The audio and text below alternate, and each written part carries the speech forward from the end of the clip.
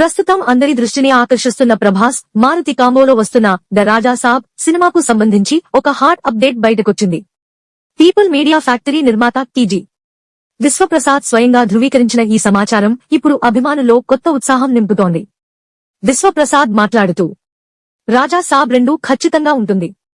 కానీ ఈ కథ కొనసాగదు. రెండో భాగం పూర్తిగా కొత్త కథతో మల్టీవర్స్ కాన్సెప్ట్ లో రూపొందుతుంది.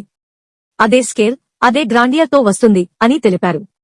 అంటే ఈ ఫ్రాంచైజీ సాంప్రదాయ సీక్వెల్ కాదు.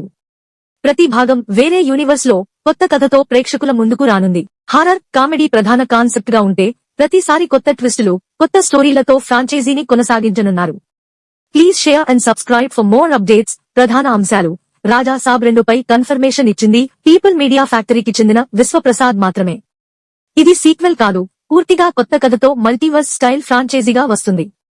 ప్రతి భాగం వేరే యూనివర్స్ లో సెట్ అవుతుంది, కానీ హారర్ కామెడీ థీమ్ మాత్రం కొనసాగుతుంది. మొదటి భాగం డిసెంబర్ 5, 2025 లేదా సంక్రాంతి 2026, జనవరి 9, 2026 నాటికి విడుదల అవ్వనుంది. ప్రభాస్ అభిమానుల కోసం ఇది డబుల్ ఆనందం. ఒకవైపు రాజా సాబ్ మొదటి భాగం విడుదలకు రెడీ అవుతుండగా, మరోవైపు ఫ్రాంచైజీ ప్లానింగ్ పై అధికారిక ధృవీకరణ రావడం ఫ్యాన్స్ లో కొత్త ఎక్సైట్మెంట్ కి కారణమైంది.